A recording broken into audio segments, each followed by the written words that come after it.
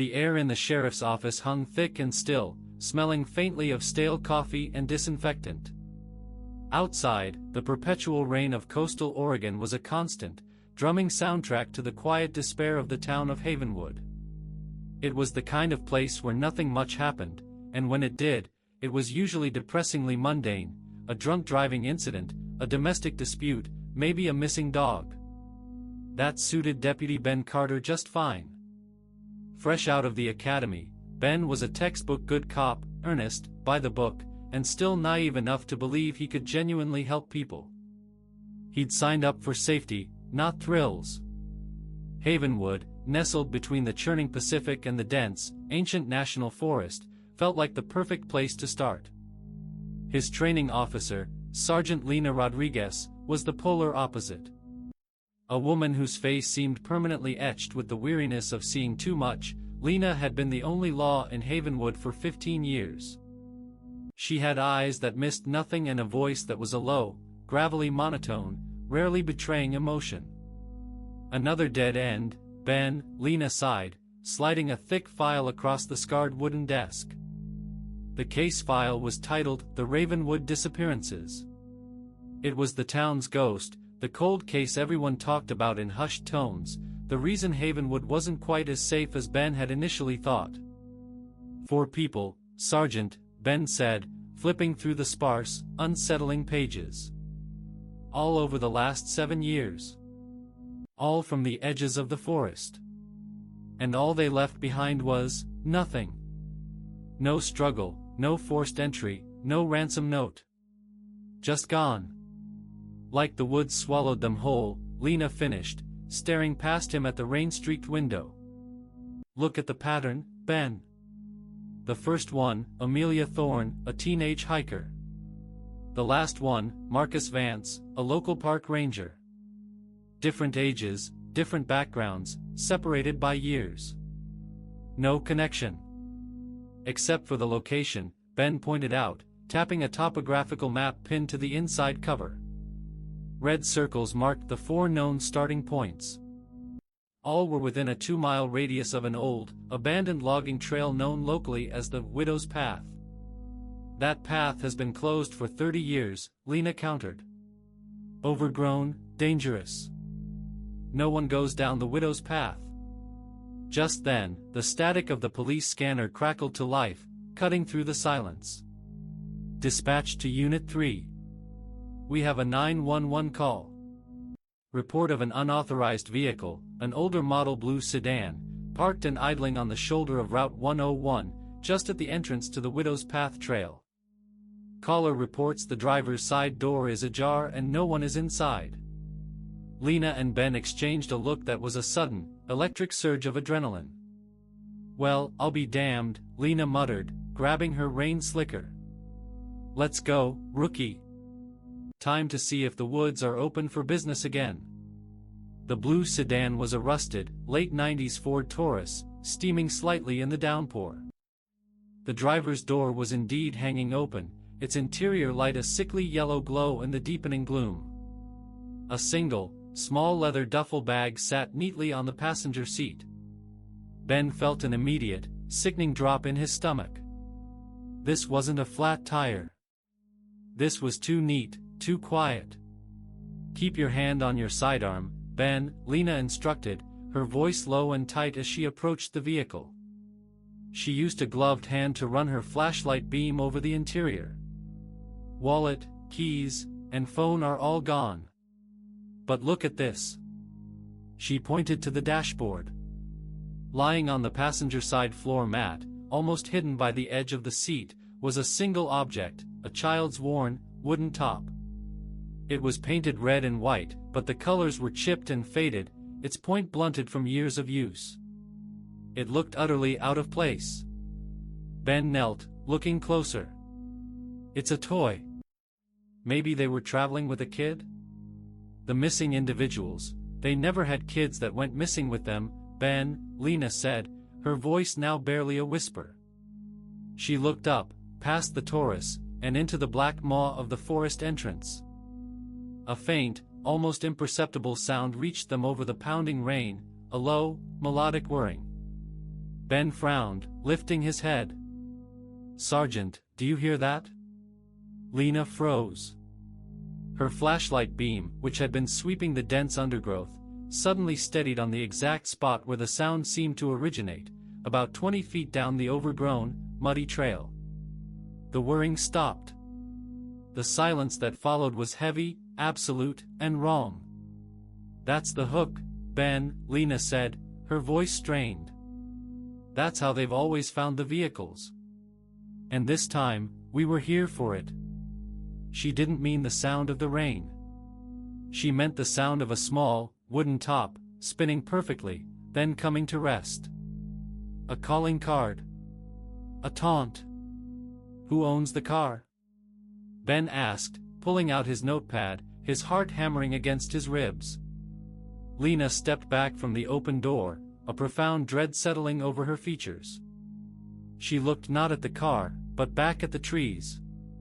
"The registration is in the glove box, Ben," she said, her voice taking on that flat, awful certainty of a prophecy fulfilled. "The name on the title, it's Elias Shaw. Elias was one of our best volunteer search and rescue guys. He's the one who found the first missing vehicle 7 years ago. He told us he was just in the neighborhood." She paused, letting the rain wash over her face. "He lied. Elias Shaw has been actively looking for something in these woods for years. And tonight, he found it." She reached into the car, grabbed the small red and white top from the floor, and slipped it into an evidence bag. As she sealed it, Ben saw a tiny, almost invisible symbol carved into the base of the wooden toy, a simple, downward-pointing triangle. "Let's see what else he left behind," Lena whispered, pulling her sidearm. "We're going in." The widow's path wasn't a trail, it was a scar. The logging road had been reclaimed by the forest decades ago, a tunnel of black mud and broken branches under the canopy. The rain, which had been a steady drumming at the trailhead, was now a muffled, insidious drip, drip, drip from the thick, needled branches overhead. Deputy Ben Carter followed Sergeant Lena Rodriguez, his tactical flashlight cutting a harsh white beam through the oppressive gloom. The air here was colder, damper, and smelled of decaying matter and wet earth. Every few steps, his boots squelched in the deep, clinging mud. "Stay alert, Ben," Lena's voice was a low growl, her movements economical and practiced. She carried a heavier caliber sidearm than Ben, and her flashlight swept the ground and the trees in constant, nervous arcs. If Elias Shaw came this way, he was fast.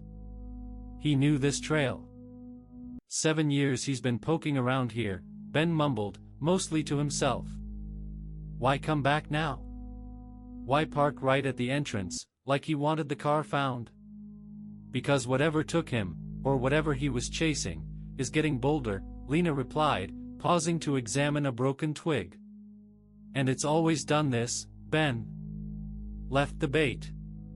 The car is the hook, the forest is the trap. About 50 yards in, they found the first tangible sign of Elias Shaw. It wasn't blood or a struggle, but a deliberate arrangement. Just off the path, nestled against the mossy base of an enormous Douglas fir, was Elias's police-issue belt and utility knife. They weren't thrown away, they were placed neatly side by side, the leather strap buckled, the knife sheathed. He disarmed himself, Ben noted, confusion mixing with alarm. Why would a trained SNR man take off his weapon and gear? He didn't want to look like a threat, Lena said, her eyes narrowed as she scanned the surrounding trees. Or maybe, he was told to. She kicked aside a clump of sodden leaves near the tree's base. Hidden beneath them was a shallow, freshly dug hole. He buried something, Ben said, quickly getting out his small folding shovel. No, Lena corrected, her voice sharper. He was marking something. Ben dug where she indicated, and quickly hit something hard and flat. He pulled it out, a smooth, gray river stone, about the size of his palm. Engraved on its surface, deep and precise, was the same symbol they had seen on the wooden top, a simple, downward-pointing triangle. It's a marker, Ben breathed. A boundary? Or a signal? Before Lena could answer, the beam of her flashlight caught something high up in the dense canopy. It was faint, almost camouflaged by the shadows and the wet bark. "Look up, Ben," she instructed, her voice dropping to an urgent whisper. Ben angled his light upward.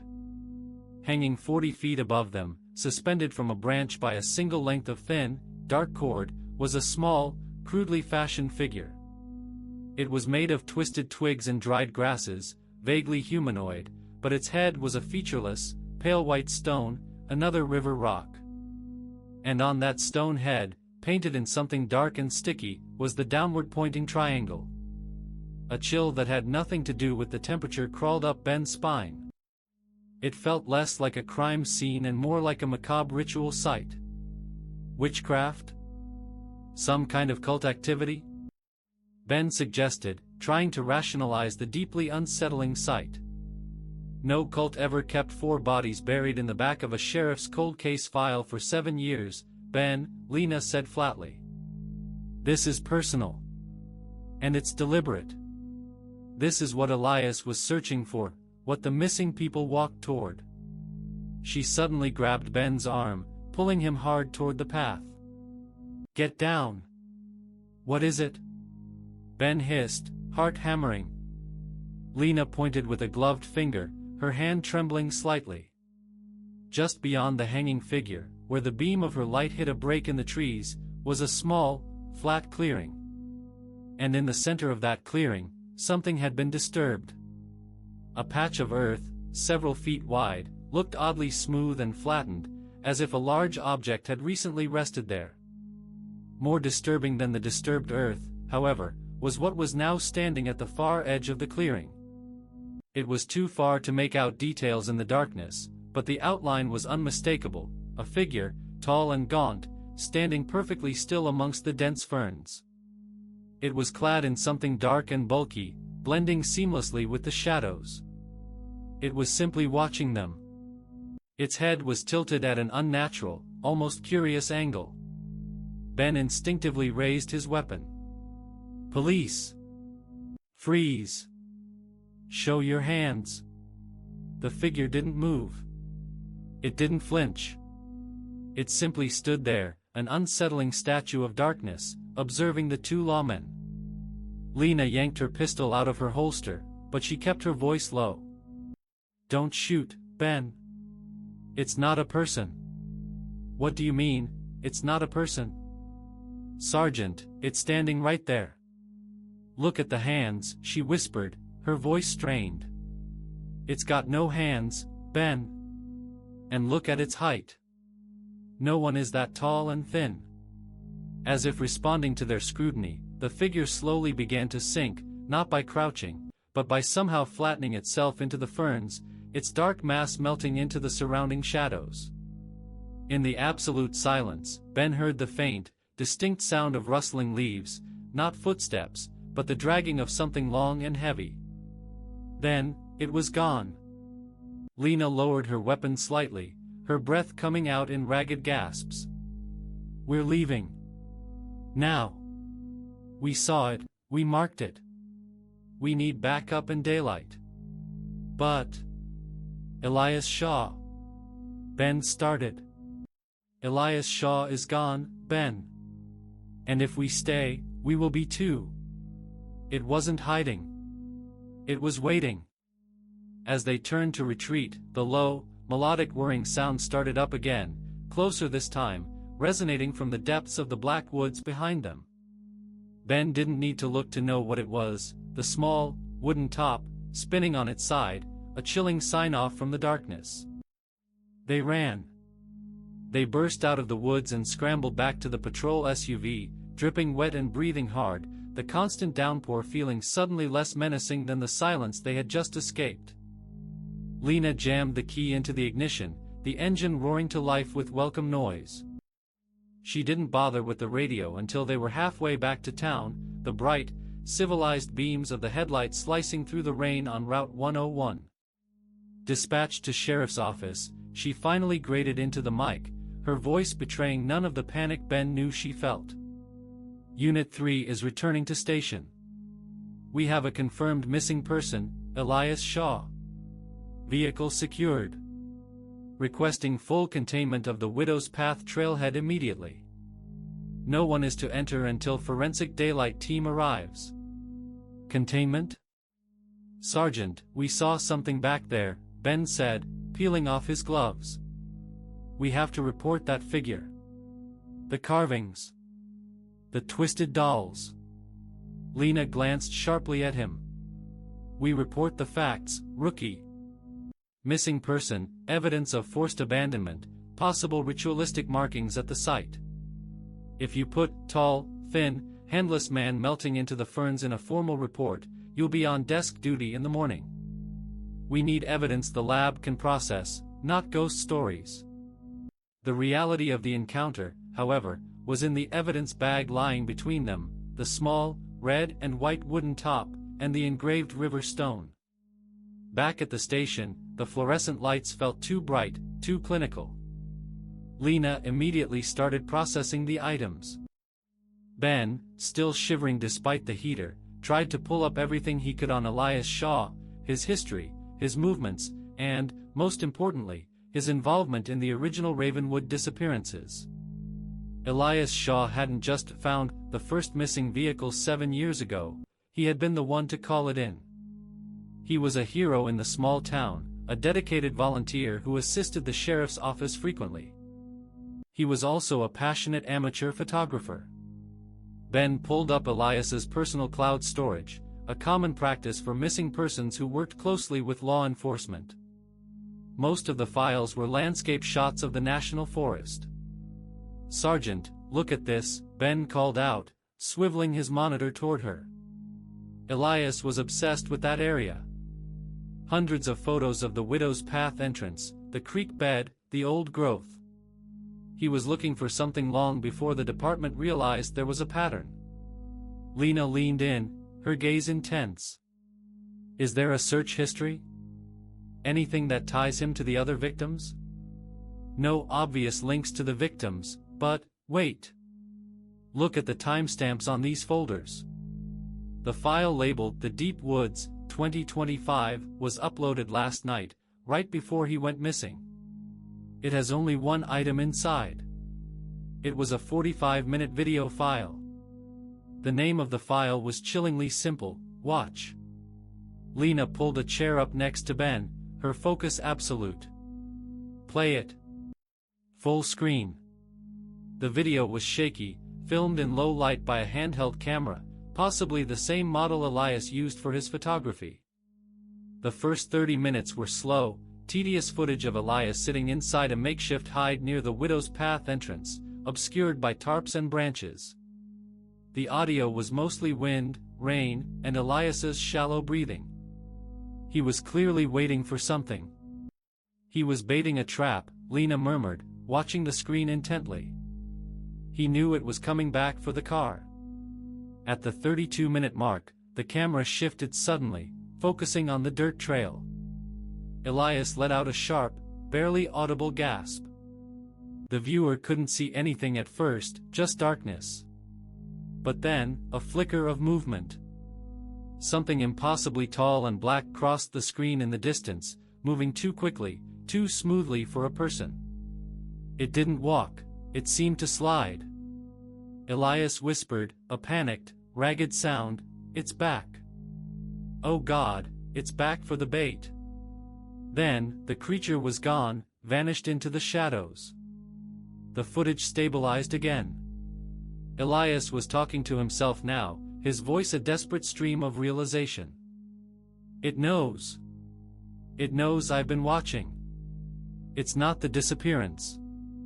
It's the watcher, it leaves the mark so we look in the wrong place. The top, the stone, it's to make us think it's just a warning. But it's a direction. A promise.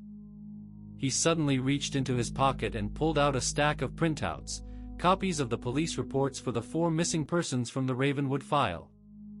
He shuffled through them quickly, his fingers trembling. It's a pattern, damn it. I know it is, he hissed. Amelia, Marcus, and the others, it took them, but it didn't kill them right away. It showed them things. It showed them the place. At 40 minutes, Elias abruptly dropped the police files and grabbed the camera, holding it tight. I have to go. It's leaving now. I have to see where it goes. If I follow the markers, I'll find the triangle. Elias Shaw then charged into the darkness of the woods, the camera bouncing wildly. The last 5 minutes of the tape were a chaotic blur of running, heavy breathing, and snapping branches. Suddenly, a sound unlike anything Ben or Lena had ever heard filled the station, a high-pitched, echoing shriek that seemed to tear through the audio. It was raw, animalistic, and utterly terrifying, the sound of profound, immediate agony. The camera clattered to the ground, and the screen went black. But the audio continued. For a full minute, all that could be heard was the rain, followed by the faint, distinctive sound of that familiar, high-pitched whirring. Then, silence. The tape ended. Ben leaned back, his stomach churning, his eyes fixed on the blank screen. That wasn't the sound of an animal, Sergeant, he finally managed to say. That was Elias Shaw. Lena slowly pushed her chair away from the desk, her face pale but hardened. She picked up the wooden top and the river stone, looking at the downward-pointing triangle on both. It's not a symbol, Ben, she said, her voice dangerously quiet. It's a map. Elias was right. The woods aren't swallowing them. Something is leading them down. She looked straight at Ben, her eyes blazing with a cold, desperate resolve. Get your gear. Call the sheriff. Tell him we need every search and rescue volunteer we can get, and we need them to start digging. Digging where, Sergeant? We're going back to the widow's path. We're going to follow Elias Shaw's last trail, and we are going to find out what the triangle is. The news of Elias Shaw's disappearance, coupled with the department's sudden demand for emergency excavation equipment, quickly ripped through the small town, transforming the sheriff's station from a quiet administrative hub into a frantic, chaotic center of operations. Sheriff Frank Dalton, a man usually defined by his calm demeanor, was now a portrait of grim frustration. He stood with Lena and Ben over the topographical map spread across the hood of a patrol car outside the Widow's Path trailhead, his face illuminated by floodlights that struggled to pierce the fog and drizzle of the pre-dawn hours. Lena, you found a car, a toy, and some carvings, Dalton said, his voice laced with doubt. Now you're telling me that based on a frantic, shaky video and a chilling sound, we need to bring in heavy equipment? This isn't how we run a missing persons case. This isn't a missing persons case, Sheriff, it's a serial abduction, Lena countered, pointing a muddy finger at the map. Elias was the link. He didn't just stumble on the first car, he was hunting this thing. He figured out the pattern. The triangle isn't a marker for us, it's a marker for it. She pointed to the point on the map where they had found the neat pile of Elias's gear, and then to the spot where they had seen the gaunt figure. We found the stone and the doll right here, near the base of the fir tree. And right next to it, the ground was disturbed. The disturbed earth was where the figure stood, or where something heavy rested, Ben interjected, running his finger along the faint, dotted lines of the widow's path. Elias said he was looking for the triangle. What if the symbol isn't just on the objects, but represents the shape of the area it operates in? No, Lena shook her head firmly. Look at the direction Elias was running on the tape. He ran past the figure and deeper into the woods, following his own internal set of markers. He believed the triangle was a physical place. Something they were led to. Dalton sighed, running a hand over his tired face. Fine. We authorize a limited excavation around that fir tree. We'll start with a few volunteers and ground-penetrating radar. But if we hit bedrock, Lena, you are off this case. As the sun struggled to rise, painting the sky a dismal gray, a small team of deputies and trained volunteers, equipped with shovels and a basic radar unit, began to work around the enormous, moss-covered Douglas fir. The radar initially showed nothing but typical root systems and rocky soil. Ben was starting to feel the weight of the sheriff's skepticism when a young deputy monitoring the radar suddenly called out. "Sergeant Rodriguez. I've got something."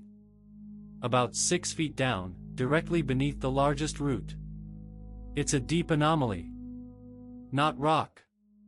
Doesn't look like roots either." Lena immediately took charge, directing the volunteers to clear the main root system.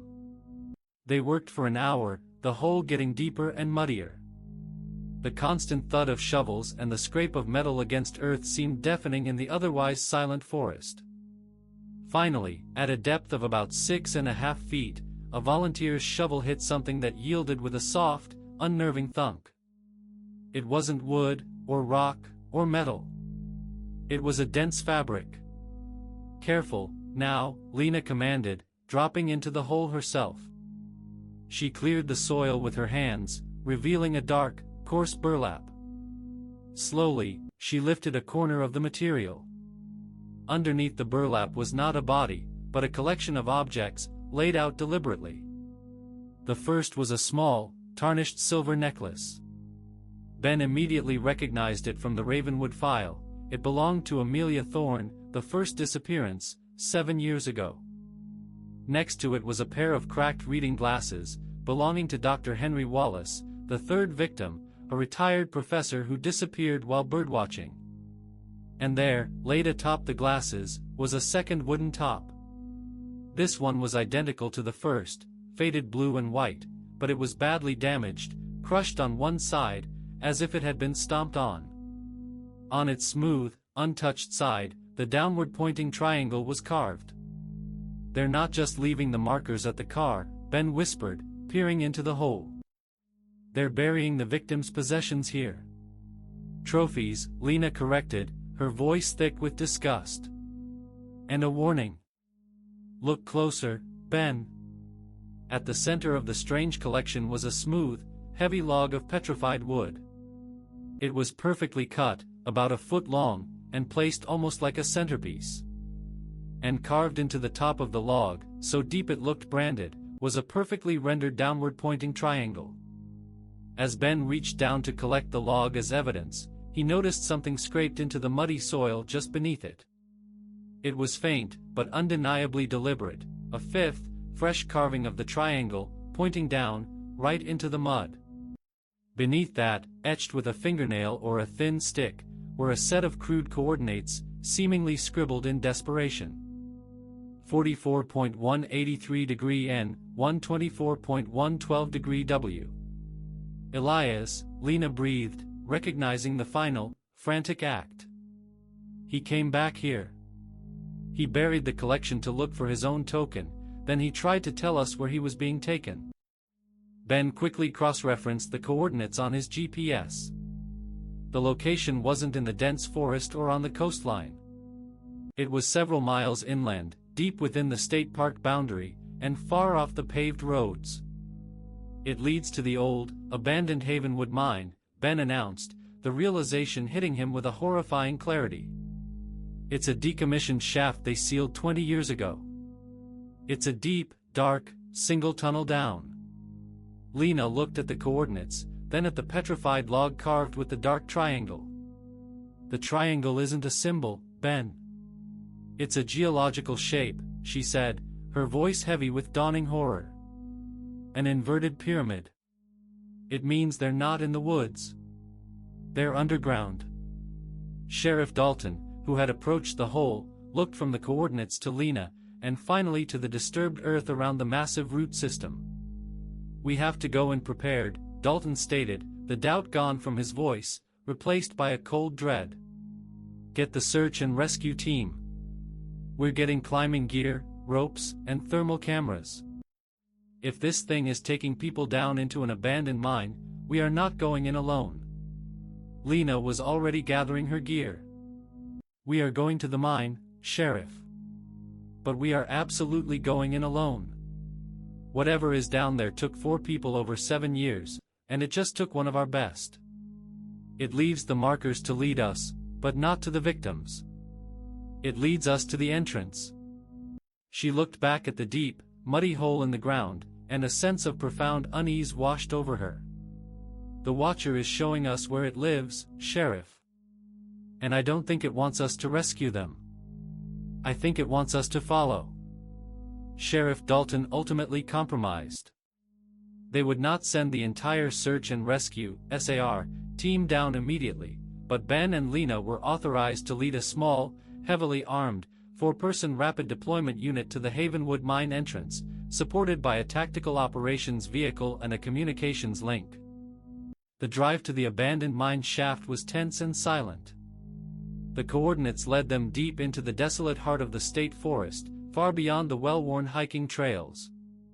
The mine entrance itself was located in a narrow, rocky ravine, a jagged, man-made cavity that looked like a wound in the earth.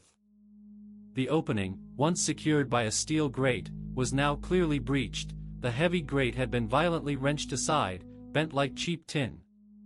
The seal was broken recently, Lena noted, shining her powerful headlamp into the black abyss.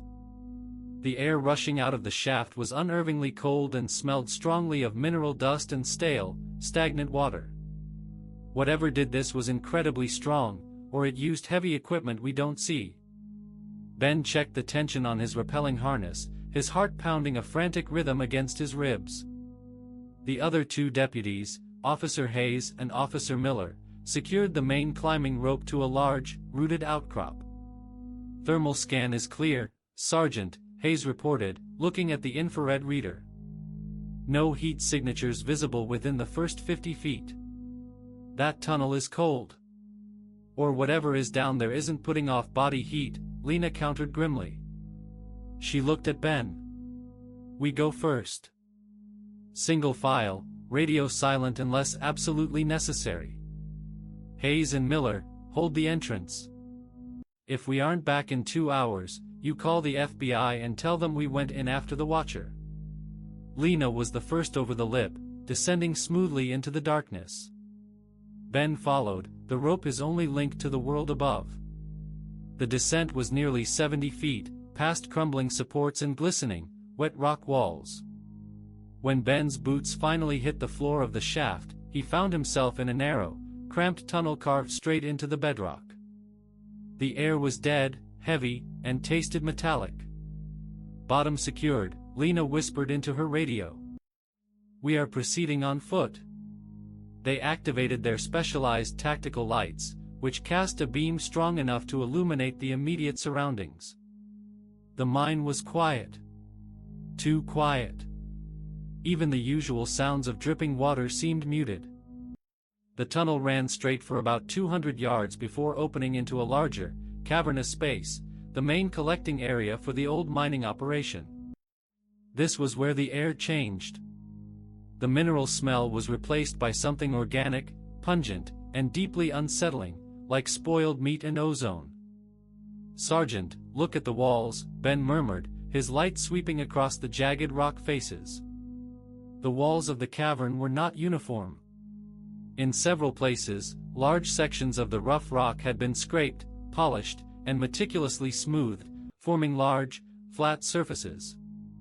And on these surfaces, there were etchings. Not the crude triangle Ben had seen before. These were complex, swirling patterns, unlike any known language or cave art. They looked like maps of star clusters that had collapsed in on themselves, all revolving around one central, recurring image, the downward-pointing triangle, now rendered with almost worshipful detail. "This wasn't a mine," Lena whispered, her voice tight with awe and dread. "This was a temple. Or a gallery." As they moved deeper, they noticed the floor was dry, almost unnaturally so, covered in a fine layer of disturbed dust. They followed the clear prints of heavy, rubber-soled work boots, Elias Shaw's prints. Elias's tracks led them directly across the cavern to a smaller, secondary tunnel. This tunnel was barely wide enough for one person and sloped downward sharply, forming the point of an inverted V with the main shaft they had descended. As they approached the secondary tunnel, Ben's light caught something lying against the wall. It was Elias Shaw's cell phone. It had been meticulously placed on a small, elevated ledge of rock, its screen cracked, but still lit. Lena picked it up with a gloved hand. The camera application was open, and the last image captured was displayed. It was a terrifying, close-up photograph. The image was dark and blurry, but the central subject was clear, a massive, obsidian black shadow, filling the frame. But what made Ben gasp was the detail in the middle of the darkness, a single, pale, unblinking eye, enormous and focused, staring directly into the lens. The reflection of the camera flash was a sharp, perfect pinprick in its black depths. "He got too close," Lena whispered, slipping the phone into an evidence bag. Then, they heard it. It was a sound they both recognized instantly from the chilling ending of Elias's video, that same high-pitched, metallic whirring. But this time, it wasn't distant. It was immediately ahead, coming from the descending tunnel. Lena gripped her weapon, her knuckles white. "It's waiting." Ben cautiously approached the opening of the narrow tunnel, shining his light down the treacherous slope. About 10 feet down, the light hit a small, flat area in the rock. And there, spinning wildly with impossible energy, was the red and white wooden top. The whirring sound was deafening in the confined space. And next to it, partially obscured by shadow, was a boot. Elias Shaw's boot. Attached to a pair of uniformed legs, descending into the pitch black below. "He's still alive," Ben gasped, starting to move forward. "We have to go after him." Lena put a hand out, stopping him. "Wait. The top, look at it, Ben." The top wasn't just spinning, it was vibrating so violently it was shaking the surrounding rocks. And as they watched, the spinning top began to glow. Faintly at first, then brighter and brighter, until it was a harsh, pulsating red light in the dark. The whirring suddenly stopped, replaced by a loud, high-tension snap. The light on the top went out, and the small object exploded into a dozen tiny, jagged pieces of wood and paint. At the exact same moment, from the darkness below, a new sound erupted, a sound of splintering wood and groaning metal, followed by a heavy, grinding rush of water. The ground around their feet began to vibrate intensely. The air pressure dropped, and the distinct, cloying smell of stagnant water and ozone surged up the tunnel. "It's a trap, Ben!" Lena yelled, shoving him backward. It just destabilized the shaft. A cacophony of cracking rock and pouring water echoed from the depths. Then, a single, horrifying noise cut through the chaos, a desperate, choked cry for help, quickly swallowed by the rising, rushing sound of an incoming flood. It was Elias Shaw. The tunnel was collapsing. The explosion of the wooden top was a clear signal, not of warning, but of detonation. Before the echoes of Elias Shaw's choked cry could fade, a torrent of icy, black water surged up the narrow, descending tunnel, bringing with it a sickening spray of mud, splintered wood, and pulverized rock. Lena Rodriguez reacted instantly, yanking Ben hard against the wall of the main cavern, away from the immediate rush. Down! Against the rock! The flood wasn't a slow seepage, it was a sudden, violent release. It roared out of the secondary shaft like a subterranean geyser, carrying debris and smashing against the cavern walls. The pressure was immense, instantly filling the main cavern to waist height with freezing, churning water. Ben shielded his face, the frigid water shocking his system. The air was now thick with mineral dust and the terrifying, cloying smell of ozone. His headlamp, submerged for a second, flickered wildly. "The entrance!" Lena shouted over the din, pointing back toward their exit route, the steep, 70-foot main shaft they had rappelled down. The structural integrity of the mine, already compromised by decades of neglect, was rapidly failing. The water had loosened ancient rock and overburden. A sickening groan echoed through the cavern, and a massive support beam near the entrance shaft splintered with a crack like a rifle shot. A plume of dust and debris cascaded from the ceiling, blocking their main exit. "We're cut off!" Ben yelled, shining his light up at the choking cloud of dust. The beam couldn't penetrate the falling debris. Lena didn't waste a second arguing. She waded through the chest-deep, freezing water, dragging Ben towards the highest, dry section of the cavern, the area covered in the strange, polished etchings. "The radio," she commanded, scrambling onto a narrow ledge of rock. Ben pulled his radio, which had thankfully remained waterproof. He keyed the mic, his voice hoarse. "Unit 3 to Hayes. We have structural collapse. The shaft is blocked. We are trapped in the lower cavern. Do you copy?" Static. Only static. The hundreds of feet of waterlogged rock and the falling debris had severed their communications. "It cut the line," Lena stated, her face grimly determined. "Or the blast sealed us off completely." They were utterly alone, 70 feet beneath the earth, in a collapsing, flooded mine shaft. Ben took a moment to regulate his breathing, turning his light back toward the secondary tunnel, the one that had swallowed Elias Shaw. The flow of water was slowing now, but the tunnel was completely submerged. "Elias is gone," Ben whispered, the finality of the realization hitting him like a physical blow. That was the last cry. It used the marker, the spinning top, to trigger a collapse. It didn't just kill him, it buried him, and it trapped us. And it knew exactly where to plant the device to maximize the damage, Lena added, her eyes sweeping over the cavern walls, now glistening with water. "This thing isn't just powerful, Ben. It's smart. It planned for us." She pointed her powerful light at the carved walls again, the bizarre, star-like patterns shimmering in the reflected water. "Look at the etchings. They're not decorative. They're functional. This is its home, and it turned the mine into a fortress." As the water level slowly began to stabilize, the silence returned, heavier and more menacing than before. The only sound was the distant, muffled drip, drip, drip of seepage. Suddenly, Lena's light stopped moving. She was pointing it directly at a far, dark corner of the cavern, a recessed alcove they hadn't noticed before. "Ben," she whispered, her voice barely audible.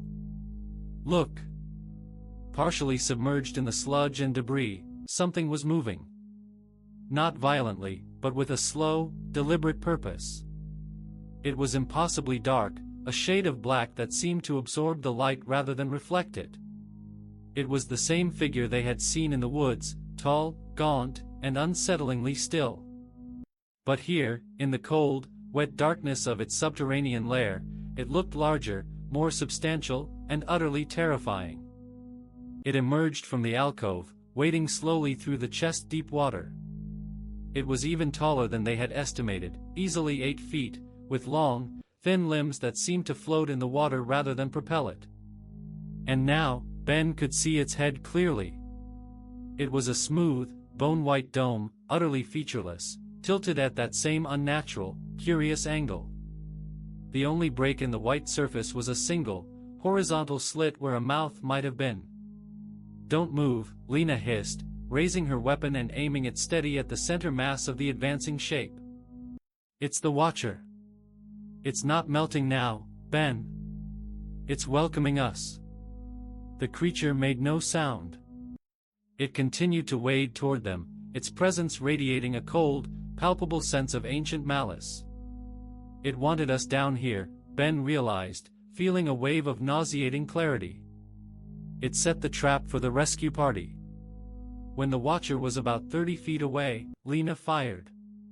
The sound of the shot was deafening in the confined space.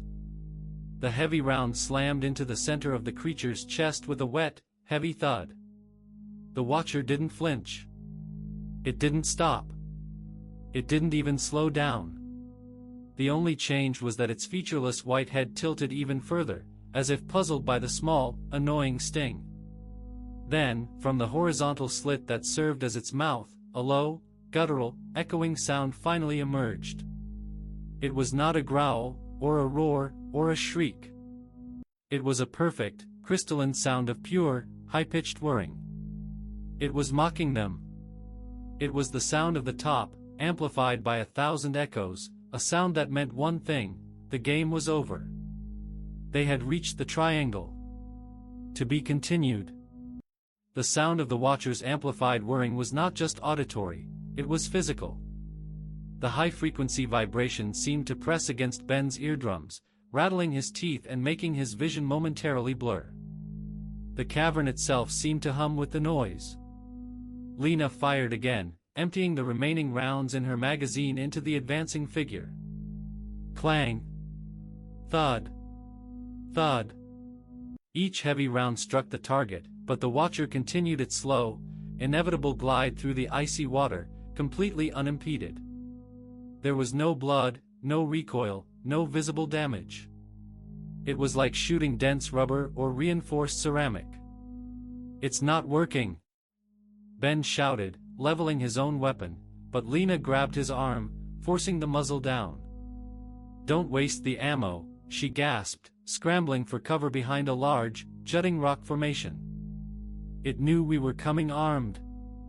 It's bulletproof."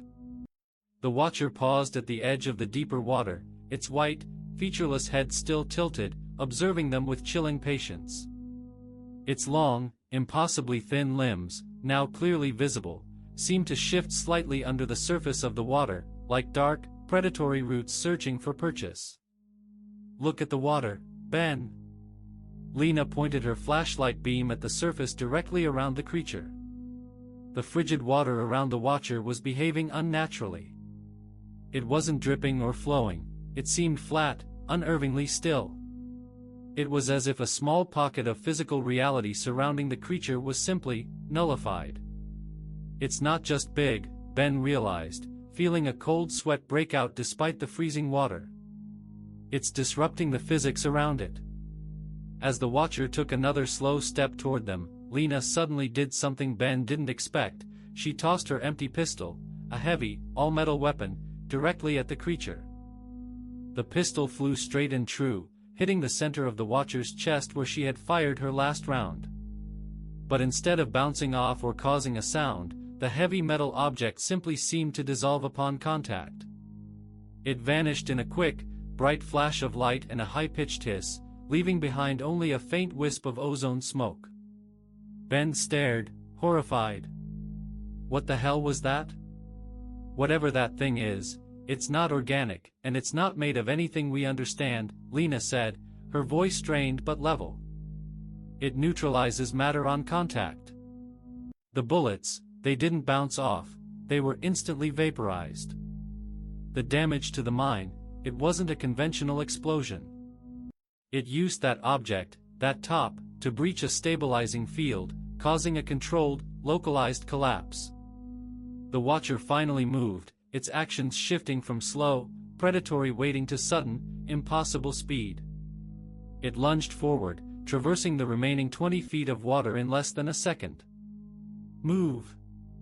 Lena screamed, pushing Ben further onto the ledge. Ben scrambled backward, heart seizing in his chest. As he did, he saw the Watcher's arm extend. It wasn't a human arm, it was a long, tapered appendage of pure shadow, ending not in a hand, but in a wickedly sharp, needle-like point. The appendage shot past them, plunging into the rock wall just inches from Ben's head. Where the tip of the shadow arm penetrated the stone, the solid rock immediately began to smoke and crumble, dissolving into a fine, black dust. "It's trying to melt the rock around us," Ben yelled, realizing the creature wasn't trying to hit them, but trying to access them by dissolving their cover. Lena, ignoring the dissolving rock, frantically shone her light onto the polished, etched section of the cavern wall right next to their heads. "The markings, Ben." Elias said they were a map. "The star patterns, they point somewhere." The Watcher let out another guttural, vibrating whir, and its arm retracted, leaving a smoking, rapidly expanding cavity in the stone. It prepared to strike again. Ben, in a last, desperate attempt, pressed his flashlight beam directly onto the intricate etchings on the rock wall. The light, a high-intensity LED beam, was bright and white. As the beam illuminated the strange, swirling patterns, a powerful, unforeseen reaction occurred. The complex etchings suddenly began to glow, emitting a faint, blue-white light that pulsed with the regularity of a heartbeat. The light spread quickly across the entire polished surface of the wall, growing brighter and hotter. The watcher froze. Its single, pale head snapped toward the glowing wall. The whirring stopped abruptly, replaced by a hissing sound of intense, momentary pain. The creature recoiled, pulling its elongated body back toward the water, a tangible fear radiating from its posture. It was reacting to the glowing wall with the same instinct a human would show to fire. The light. It hurts it. Ben shouted, keeping his beam steady on the carvings. It's not the light, Ben, Lena corrected, her eyes wide with sudden comprehension. It's the etchings. This whole mine shaft is a giant circuit board. These markings are not symbols, they're technology. And that thing is reacting to the mine's own defenses. The blue light from the etchings intensified, now bathing the entire cavern in an eerie, pulsing glow. The watcher, completely unable to face the light, dissolved its body back into the dark alcove from which it emerged, moving with incredible speed and fluidity. Within seconds, the cavern was quiet again, the strange light fading back into the rock, leaving only the sound of water dripping and their ragged breathing. They were safe, for now. Lena slammed her shoulder against the rock, exhausted, then looked down at the wall they had illuminated. The etchings were still faint, but Ben's light beam, focused on a specific central node, had left a residue, a clear scorch mark. And there, next to the scorch mark, was a single, tiny, perfectly formed metallic shard, almost invisible against the gray rock. It was the only part of her handgun that hadn't instantly vaporized. It's a chip, Lena said, picking it up. It's not just a defense. Elias wasn't trying to send us coordinates from the woods, Ben. He was sending us something into the woods. He was trying to find a way to power this thing up. She looked at the small, intricate shard of metal. This mine is hiding something far older and more dangerous than we ever imagined. And if that creature is the guard, I don't want to know what it's guarding. We need to find another exit, Ben said, his voice trembling slightly. Before it figures out how to shut off the lights. The brief, painful exposure to the etched light had bought them critical time. The watcher, for the moment, was gone, retreating into the deepest shadows of its lair.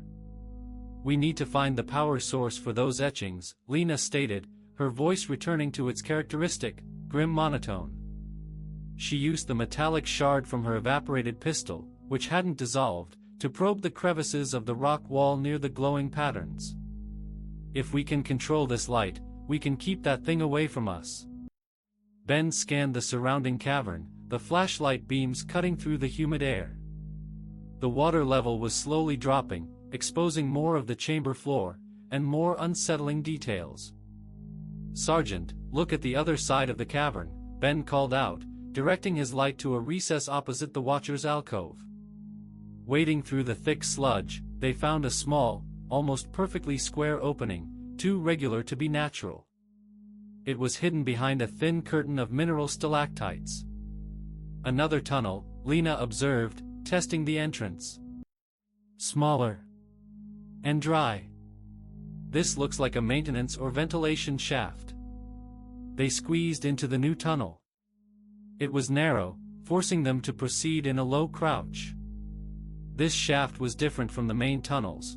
It wasn't carved through solid rock, but lined with rough, perfectly uniform masonry, blocks of an unnaturally pale stone. The air here was drier, cleaner, but felt electrically charged.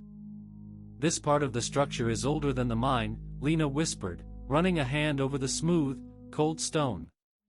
Much older. After about 20 feet, the tunnel widened into a circular, perfectly symmetrical chamber. Ben and Lena stood upright, shining their lights around the space, and instantly froze. This was the triangle. The chamber was a precise inverted pyramid, carved out of the subterranean bedrock.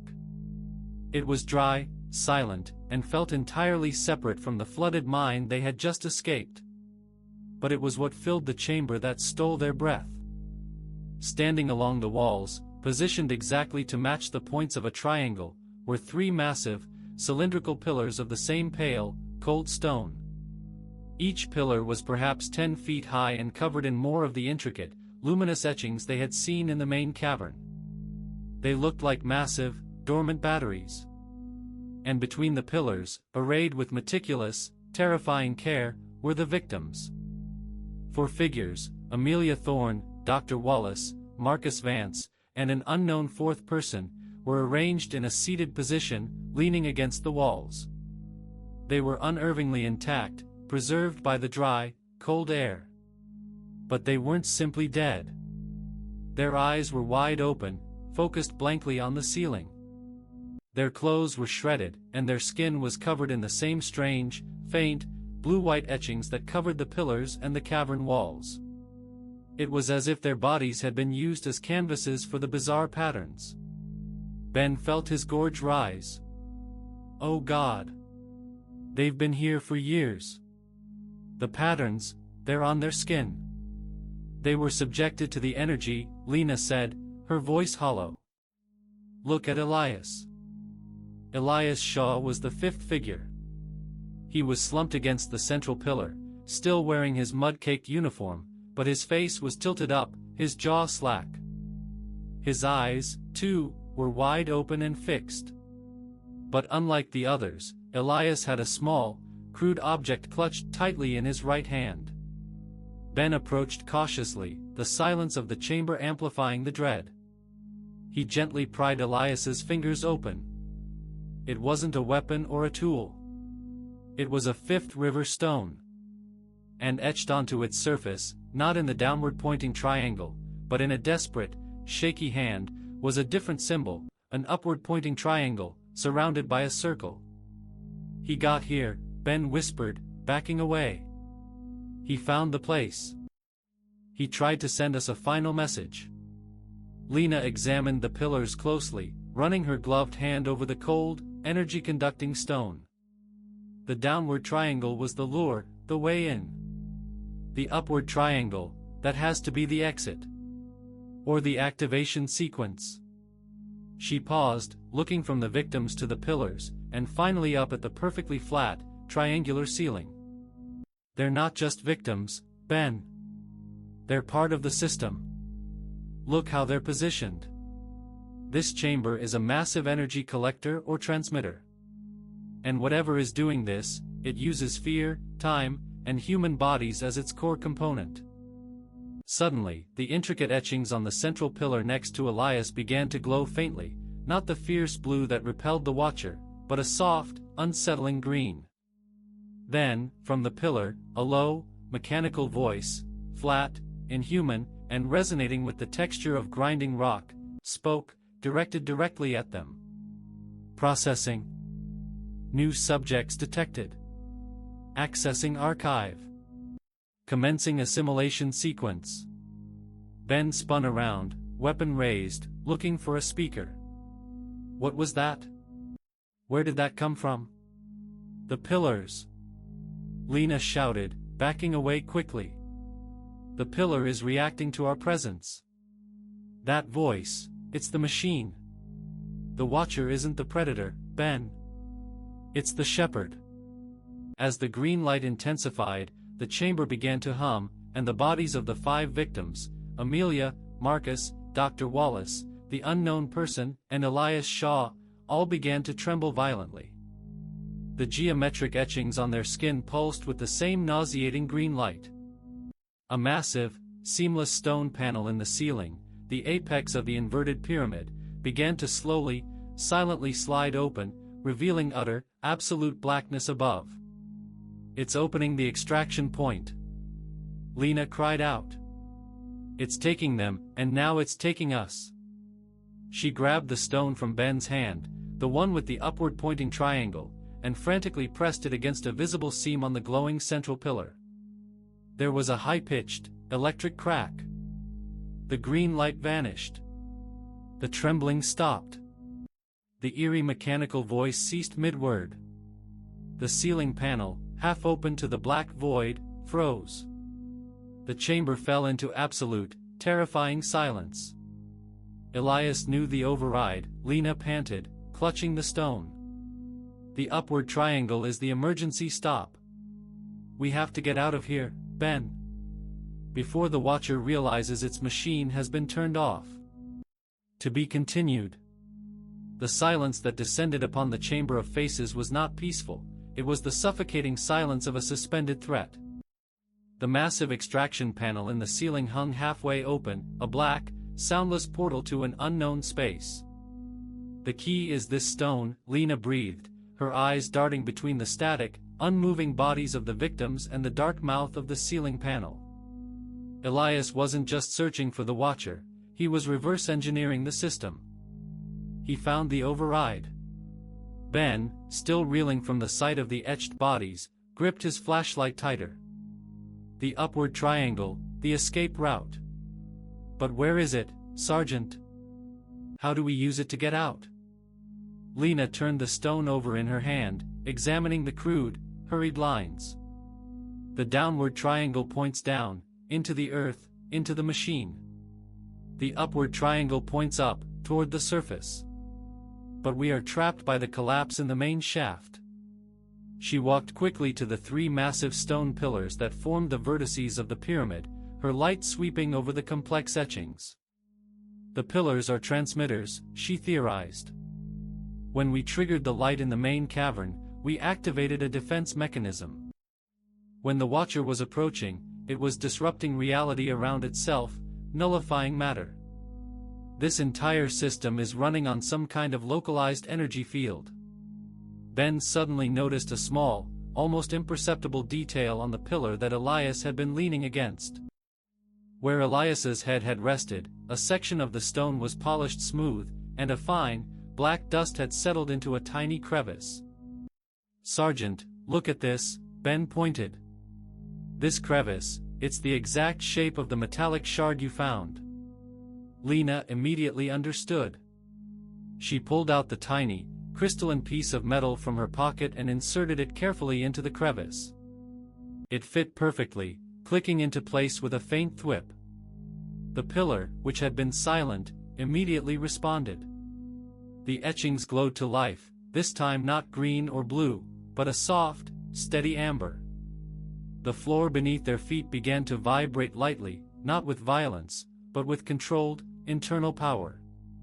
Then, the mechanical voice returned, still flat and chilling, but now calmer, more informative.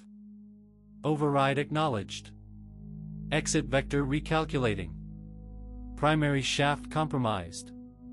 Initiating alternate dimensional shift protocol. Dimensional shift? Ben swallowed hard, his mind struggling to process the impossible terminology. It means we're not using the collapsed tunnel, Ben, Lena said, her gaze fixed on the ceiling panel. The mine shaft was just a way to bring prey to the machine. The actual exit is, somewhere else. As the amber glow of the pillars intensified, the half-open, black ceiling panel began to shift. It wasn't opening further. Instead, the edges of the triangular aperture began to shimmer, looking less like solid rock and more like heat haze rising from asphalt. The shimmer quickly turned into a swirling vortex of deep, dark purple light. It was silent, yet visibly violent, a hole punched through reality itself. That's the shift protocol, Lena stated, her voice tight with adrenaline. It's opening a portal. Suddenly, the Watcher returned.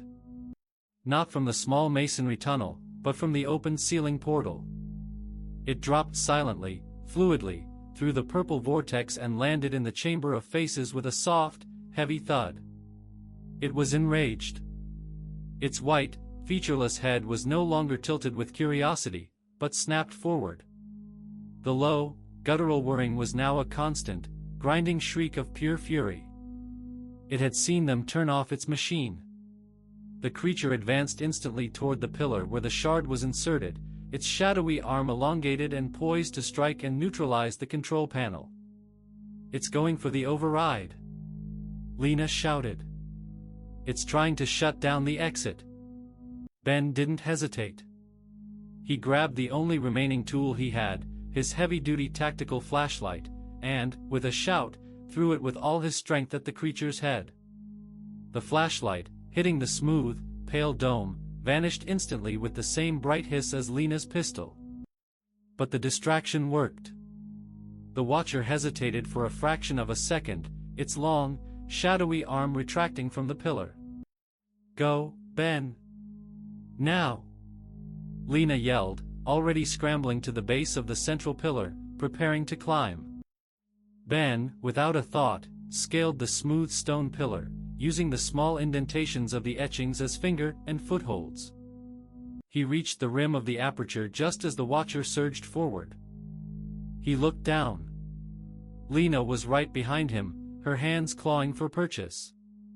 The Watcher, now right below them, extended its neutralizing arm, the shadowy point aimed directly at her foot.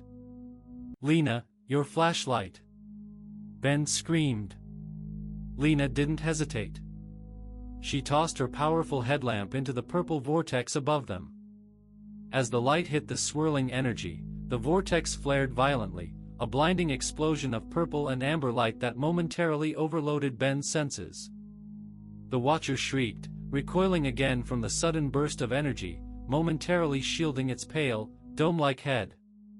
That was all the time they needed.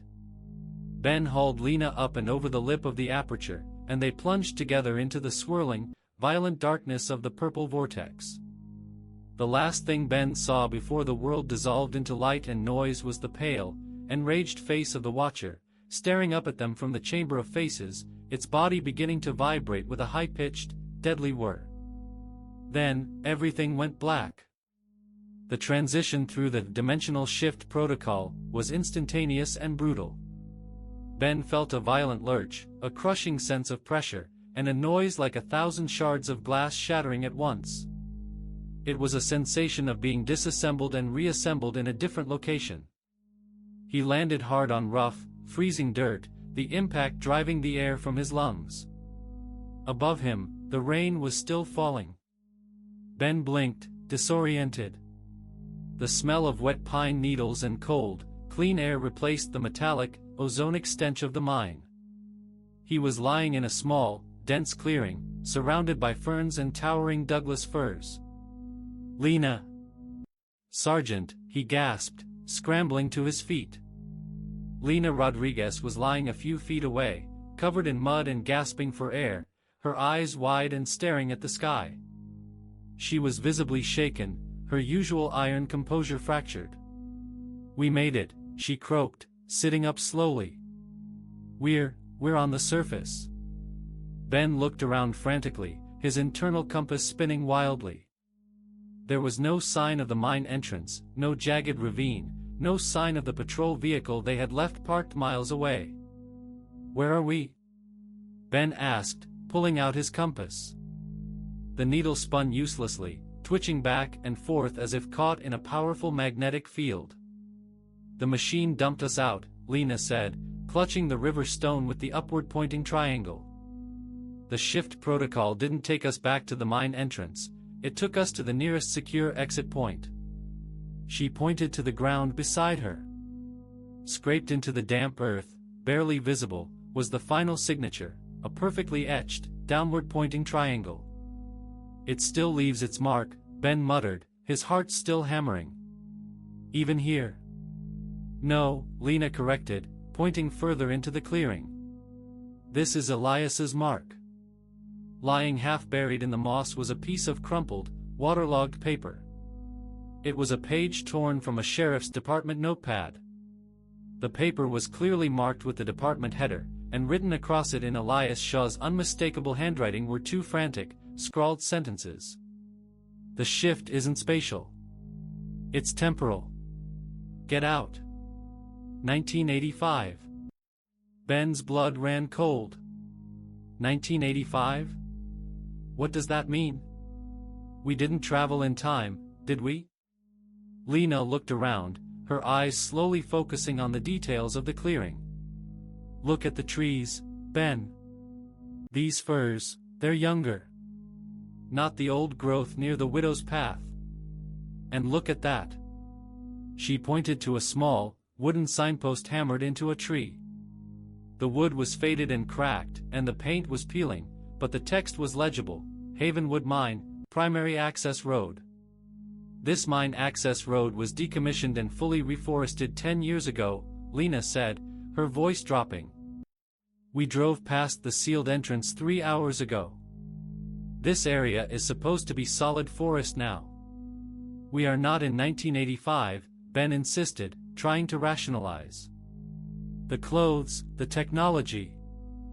The machine is a temporal collector, Ben, Lena whispered, pulling him low into the ferns. Elias wasn't just searching for the missing people, he was searching for the key to the machine. He realized the victims weren't just being taken from the forest, they were being collected across a time-space overlap centered on the mine. She pointed towards the dense tree line. The Watcher is probably still trying to figure out how to reset its system after we triggered the override. We have to get out of this temporal pocket before the system restabilizes and it comes for us. As she spoke, a sound began to travel through the woods toward them, a low, rhythmic thud-thud-thud. It was heavy, and it was moving quickly. It's a vehicle, Ben said, relief washing over him. We can flag it down. Wait. Lena grabbed his arm, pulling him back. If this is an overlap, we don't know who, or what, is driving that car. A battered, mint-green pickup truck, the kind that went out of production decades ago, suddenly rounded the corner of the dirt track. It skidded to a stop near the signpost. 2 men jumped out. They were dressed in faded, heavy-duty utility clothes, carrying old-fashioned flashlights and heavy axes. They looked like mine security. We have to warn them. Ben started to stand up. No, Ben. Look. Lena pulled his head down fiercely, pointing to the 2 men. The second man, heavy-set and wearing a bright yellow hard hat, looked familiar. Very familiar. That's Marcus Vance, Lena said, her voice shaking. Marcus Vance, the park ranger who disappeared 7 years ago. The man looked exactly as he did in the missing persons file, younger, healthier, and clearly alive. He was arguing heatedly with his partner. 7 years ago was when we knew him, Lena whispered, her eyes wide with a terrifying realization. In this pocket, he hasn't disappeared yet. He's here, working at the mine, right before the machine takes him. Wait a minute, Ben said, his eyes scanning the 2 men. If Marcus Vance is here, then who is the other man? The first man, tall and lean, with a clean-shaven face and the intensity of a zealot, turned and pointed directly up the dirt road, toward the main Havenwood mine entrance, the one that had been sealed 20 years ago. The man turned his head, and his eyes, cold, hard, and utterly recognizable, stared right into the hiding place. The other one, Lena whispered, her face pale with horror. That's Elias Shaw. Years younger. Before he joined the sheriff's volunteers. He's working security at the mine. The younger Elias Shaw grinned, a wide, unnervingly knowing smile, and spoke to the park ranger, his voice carrying clearly on the cool, damp air. It's nothing, Marcus. Just some movement in the brush. Probably a deer. He paused, pulling a small, red and white wooden top from his pocket and spinning it quickly on the hood of the truck. The soft, metallic whirring filled the clearing. But I do know what to do about vermin, Elias added, looking straight at their hiding spot, his eyes gleaming. I'll check the main shaft seal. Let's make sure we haven't attracted any unwanted attention. The whirring stopped. The younger Elias and Marcus Vance got back in the mint-green truck and drove slowly up the unpaved road, toward the main mine entrance, toward the place that should not exist. Lena and Ben were trapped in a temporal echo, and the past Elias Shaw, the original architect or accomplice of the disappearances, knew exactly where they were. We have to move, Lena said, pulling Ben to his feet. We didn't escape the Watcher, Ben. We escaped the machine. But the real enemy, the one who set the trap, is still here. And he's younger, stronger, and he's waiting for us."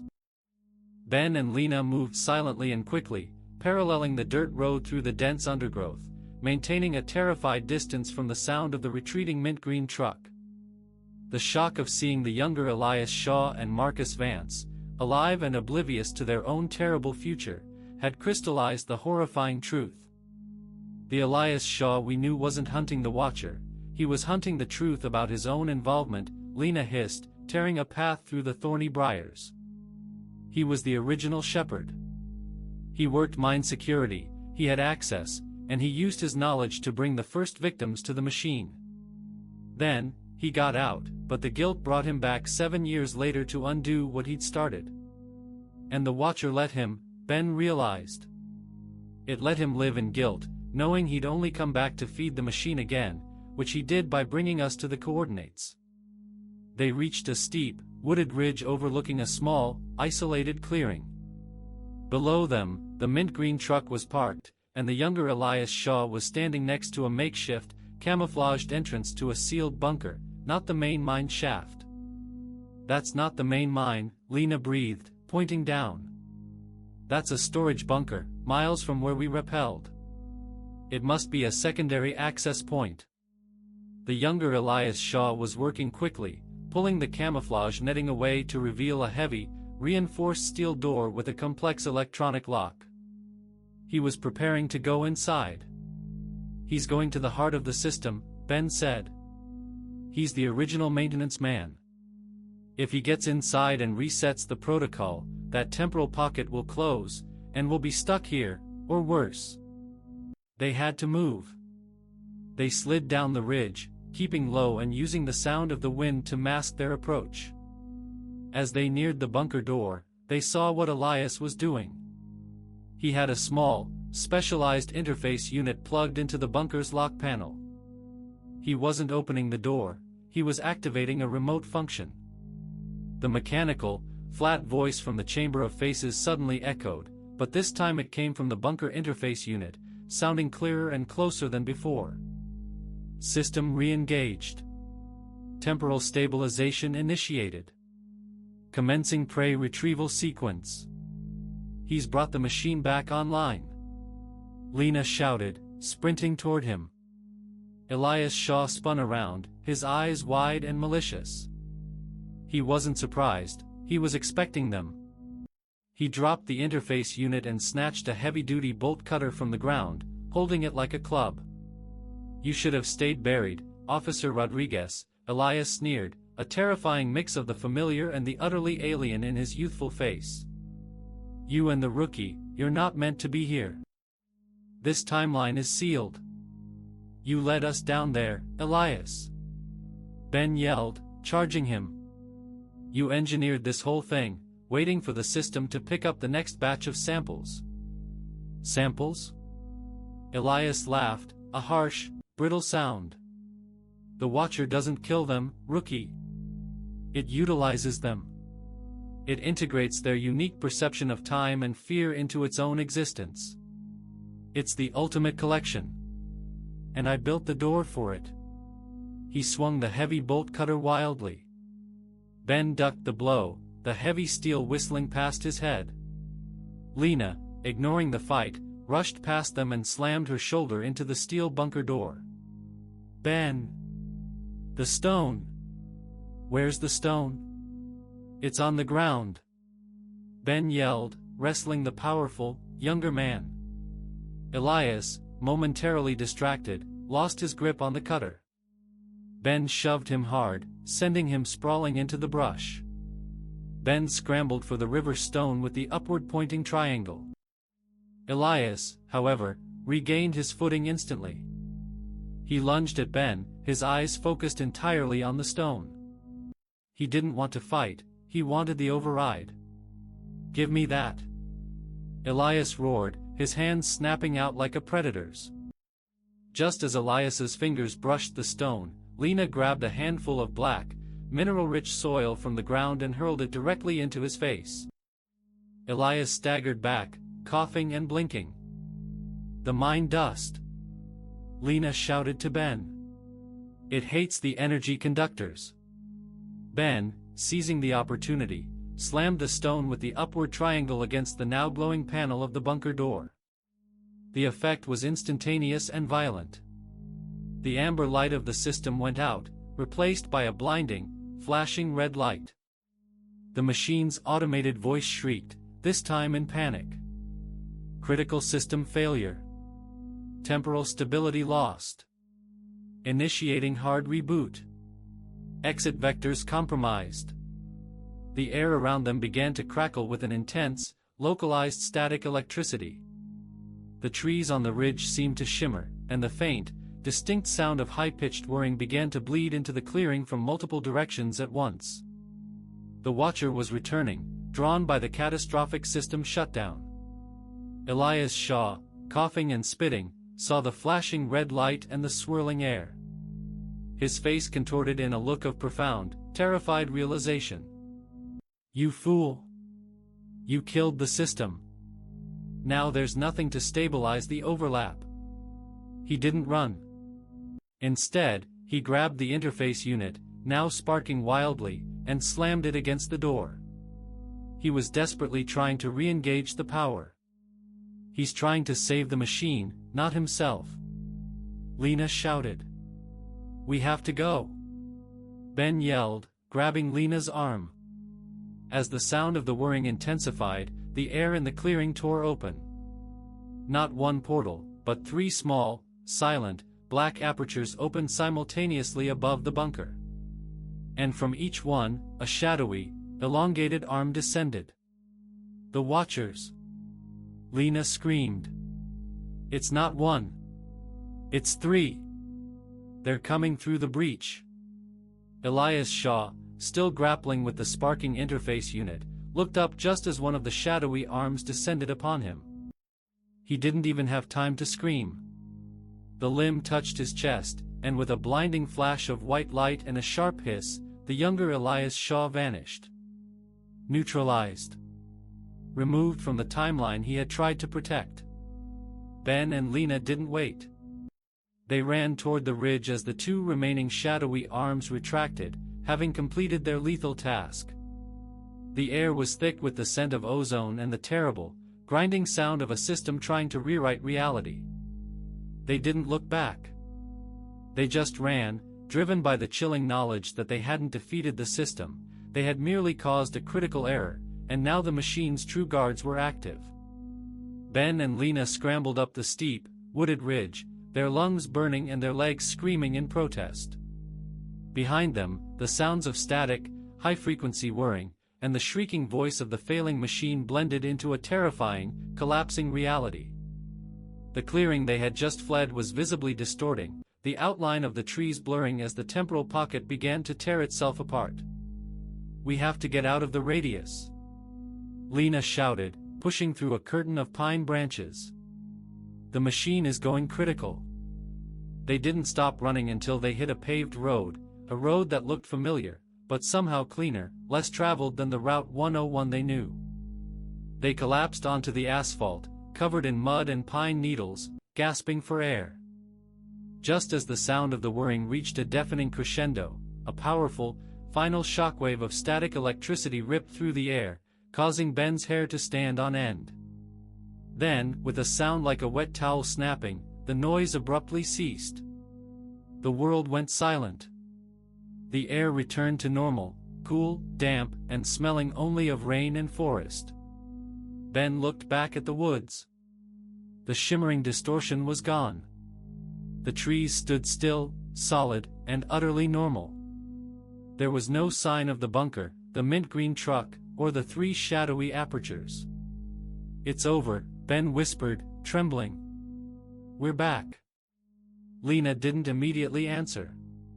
She reached into her pocket and pulled out the smooth river stone with the upward-pointing triangle. It was now dull, cold, and cracked down the center. Its power was spent. No, Ben, she said, her voice hollow. We're not back to our reality. We caused a fatal system error. we shut down the machine and destroyed the link that kept the temporal overlap active. She looked up and down the paved road. The machine, the victims, the younger Elias Shaw, they've all been removed from the current timeline. They were never here. The machine is destroyed, and the overlap is closed. So, the Ravenwood disappearances are solved? Ben asked, the question feeling strange and brittle. No. They never happened, Lena stated, her eyes sharp. Look.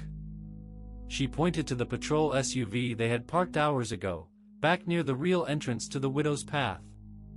The SUV was sitting right where they had left it, the headlights still shining faintly. As they walked toward it, Lena reached up to her radio. She keyed the mic, Unit 3 to Sheriff's Office. Status report. The voice of dispatch answered immediately, calm and clear. Unit 3, we show you've been on site at the Widow's Path trailhead for 45 minutes. Do you have a status update on the unauthorized vehicle? 45 minutes. They had spent hours in the mine, hours in the collapsed time pocket, but only 45 minutes had passed in the outside world. Dispatch, Lena replied, her voice now completely level, projecting the weary authority of a veteran cop. We have secured the vehicle. It's an abandoned Ford Taurus.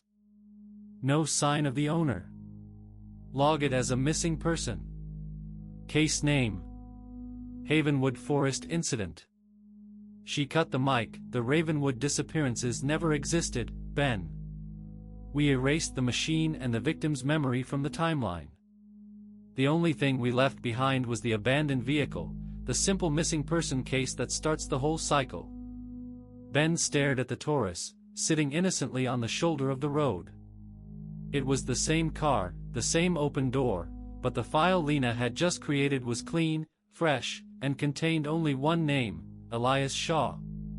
But Elias Shaw is gone, Ben whispered. He's neutralized in the past. If the original disappearances never happened, then he never became the desperate volunteer, and he never led us to the mine in the first place. Exactly, Lena said, her gaze distant, looking at the dense trees. The machine is gone. The Watcher is gone. The knowledge is gone. We are the only two people who know the truth. We replaced the 7 years of terror with a single, immediate disappearance. She opened the door to the patrol car. A file sat on the passenger seat, the thick, Ravenwood disappearances file that had obsessed them earlier that day. Lena picked it up. It felt thin, empty. She opened it. Inside were only the initial report sheets for Amelia Thorne, dated 7 years prior, followed by an official note, case closed, misunderstanding. Subject located. The disappearances were gone. The fear was gone. The system reset itself, Ben, Lena concluded, tossing the empty file onto the passenger seat. It can't collect victims anymore. The Watcher is shut down. She looked at Ben, her eyes haunted. But the key to the machine, the piece of matter that resisted the neutralization field, it's still inside the car. She pointed to the seat. Lying neatly on the worn upholstery, beside the duffel bag, was a single object. The small, red and white wooden top. Intact. Ben reached for it, a profound dread settling in his stomach. Sergeant, if the machine is gone, why did it leave the top behind again? Lena looked at the toy, and then deep into the quiet, unchanging darkness of the Havenwood forest. It's not a calling card anymore, Ben, she said softly, starting the engine. It's a gift. The Watcher isn't a demon or a ghost. It was an AI, a collector. And we just broke its primary directive. She put the car in drive, pulling away from the desolate trailhead. But AI is persistent, Ben. We didn't destroy it, we just disabled the collector. And now, it's looking for a new architect to rebuild its network. She glanced at the wooden top, now sitting on the dash, utterly silent. and it left the only working part of its system with the only two people who understand how it operates. That wasn't the end of the game, rookie. That was the transfer of ownership.